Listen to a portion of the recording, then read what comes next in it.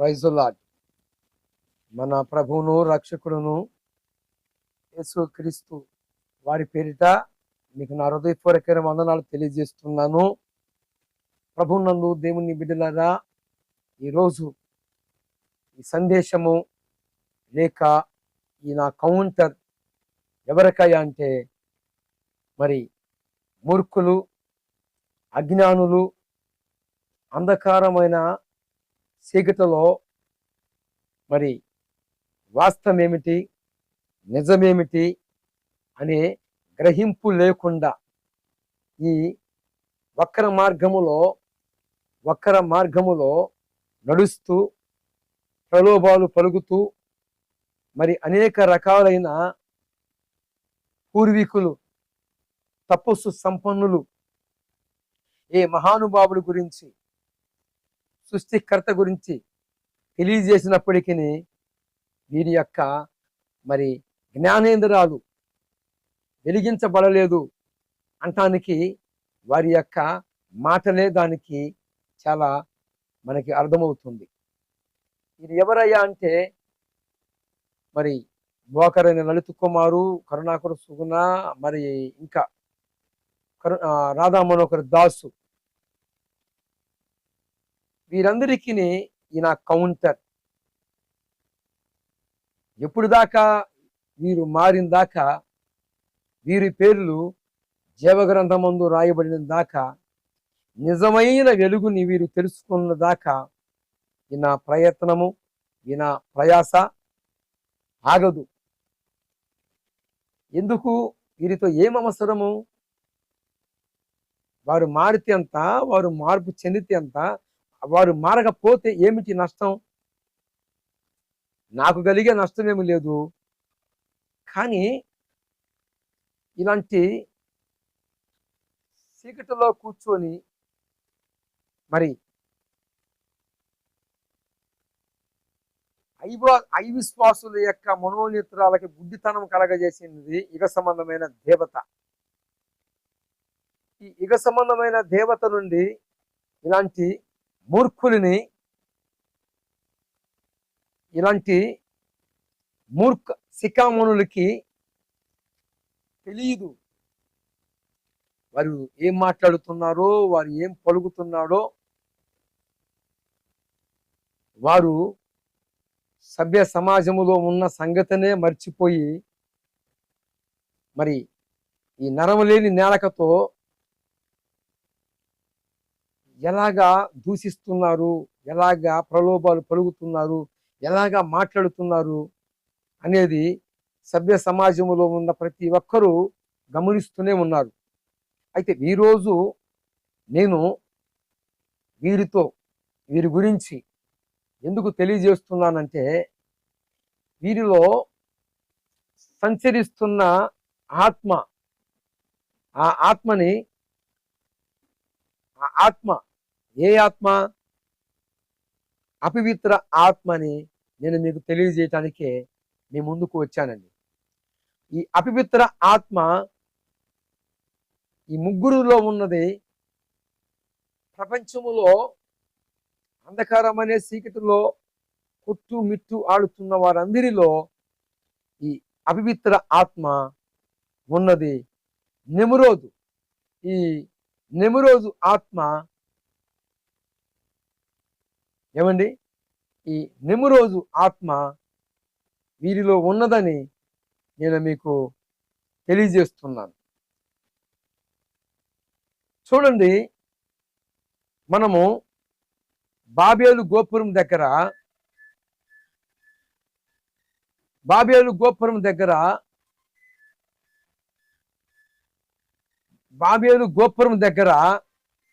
మనము నేర్చుకోవటానికి చాలా పాఠాలు మనలో ఉన్నాయి. బాబేలు గోపురము దగ్గర మనము నేర్చుకోవాల్సిన పాఠాలు చాలా ఉన్నవి. ఈ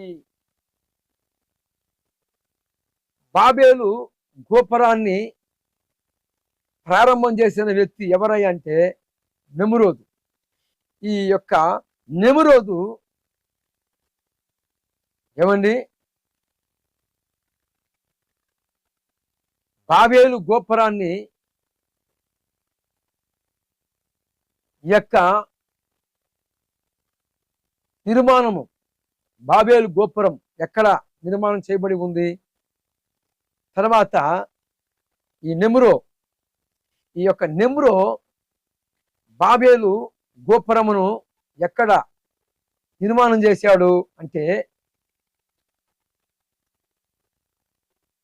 ఆదికాండము 11వ అధ్యాయములో భూమి అంతటను ఒకే భాష. ఏమండి ఈ భాషల తారుమారు కూడా మనము నెమ్రో, ఈ నెమ్రో మరి ఆదికాండము 11వ అధ్యాయములో నరులు కుమారులు ఆ మహాగోపురమును ఈ నెమ్రో ఏం చేశాడు? బాబేలు గోపురాన్ని భూమి నుండి ఆకాశముకు అంత మట్టుకు గోపురమును నిర్మించారు, ఇటుకలు కాల్చి. ఏమండి మరి అడుసుకి మట్టితో. ఇక్కడ కొన్ని పాఠాలు మనకి నేర్చుకోవచ్చండి. ఈ ఇటుకలు, అలుసు, మట్టి, ఈ రెండు కూడా బలిపీఠాలకు సాదృశ్యంగా ఉన్నవి. అయితే ఈ నెమ్రో ఆకాశము మటుకు గోపురమును నిర్మించి, ఈ గోపురము దేనికి? సునామీలు, సముద్రములు వచ్చినప్పుడు ప్రజలని కాపాడటానిక అంటే కాదు సుమి, గొప్పలకి పేరు పేరు జీవపు డంబాలకని చెప్పవచ్చు. ఈ నెమ్రో అనేవాడు పేరు సంపాదించుకోవటానికే ఇక్కడ బాబేలు గోపురమును నిర్మించాడు.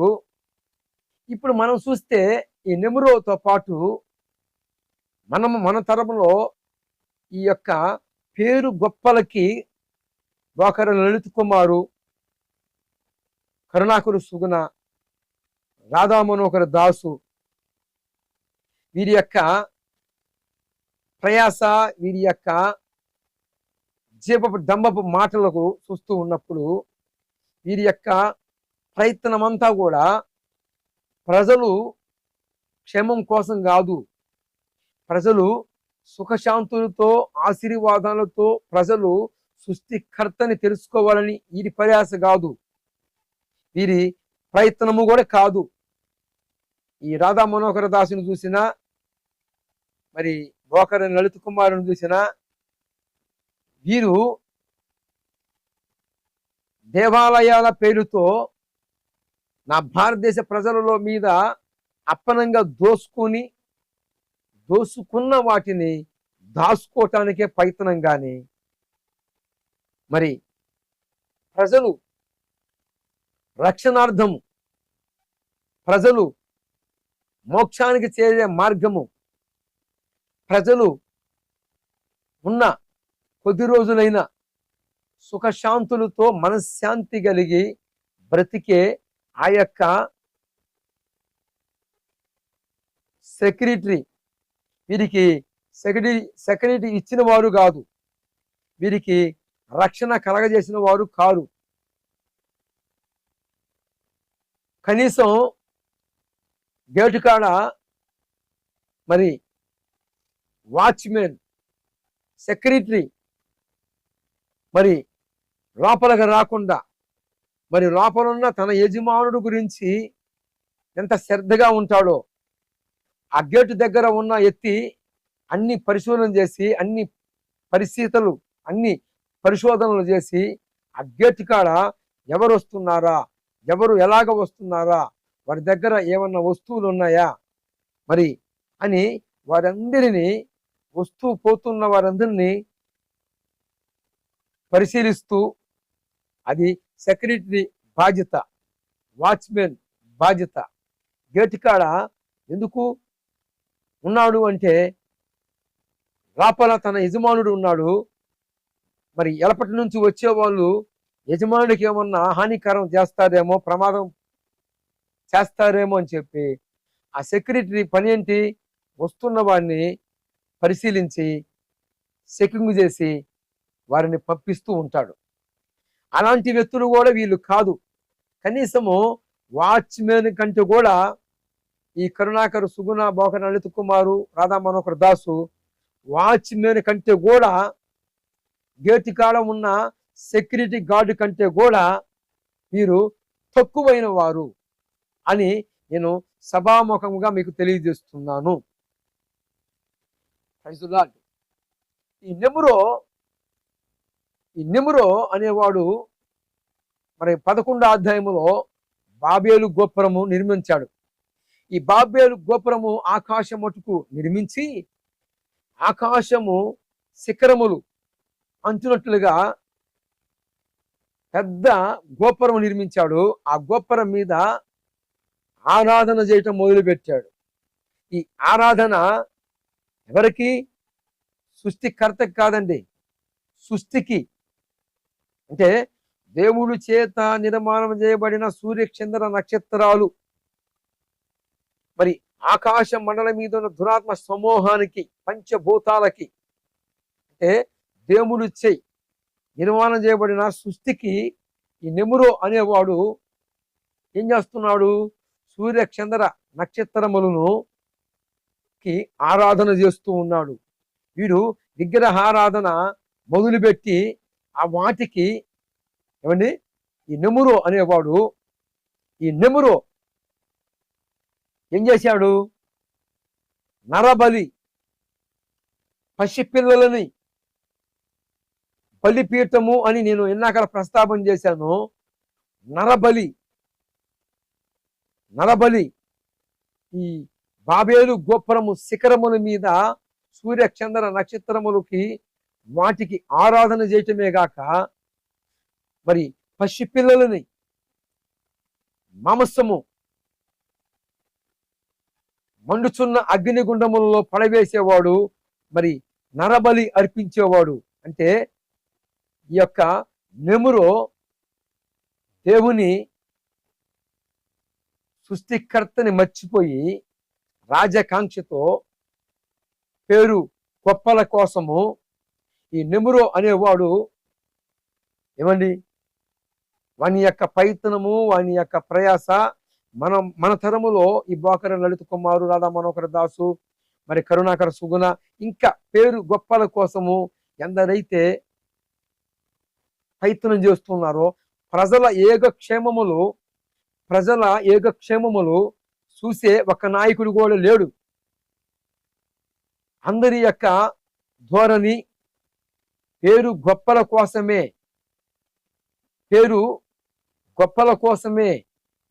అలాగనే ఈ నెమురో అనేవాడు కూడా పేరు గొప్పలకి, పేరు జీవపు డంబముల కోసము ప్రయాసపడుతూ, వాని యొక్క ప్రయాస అంతా కూడా ప్రజల క్షేమం కోసం కాదు, ప్రజలందరి క్షేమం కోసం కాదు. మరి సునామీలు వచ్చినప్పుడు, తుఫాన్లు వచ్చినప్పుడు, మరి ప్రజలందరికీ సెక్యూరిటీ కోసం కాదు ఈ యొక్క బాబేలు గోపురము నిర్మాణం జరిగింది. వాడి యొక్క అతిశయం, వాడి యొక్క గర్వము, వాడి యొక్క పేరు కోసము బాబేలు గోపురమును నిర్మిస్తే ఏమండి, ఆ బాబేలు గోపురము చూడటానికి దేవుడే దిగి వచ్చాడు. ఆ మహా బాబేలు గోపురమును చూడటానికి అక్కడ వచ్చేలకి ఏమైంది? దేవునికి మహిమ పోకుండా, దేవుడు చేత నిర్మాణం చేయబడిన సృష్టికి ఈ నెమురో ఆరాధన చేస్తూనే కాకుండా నరబలి, దేవుని స్వరూపమందు దేవుని పోలికలో ఉన్న మనము మరి తన యొక్క స్వరూపములో ఉన్న నర మాతృడు పసి పిల్లలని సృష్టికి బలి చేస్తూ మొదలుపెట్టాడు ఈ నెమురో. అప్పుడు భూమి అందంతటా ఒకే భాష ఉండిన ఆ క్షణాన భాషలన్నీ కూడా తారుమారు చేయబడ్డాయి అక్కడే. ఎందుకు? ఇది ఒక కీలకమైన పాయింట్ ఉంది. ఈ మెమురో అనేవాడు దేవుని ప్రజలని విగ్రహారాధనకి పురికొల్పాడు. విగ్రహారాధనకి పురికొల్పటమే కాకుండా దేవుడికి ఇష్టము లేని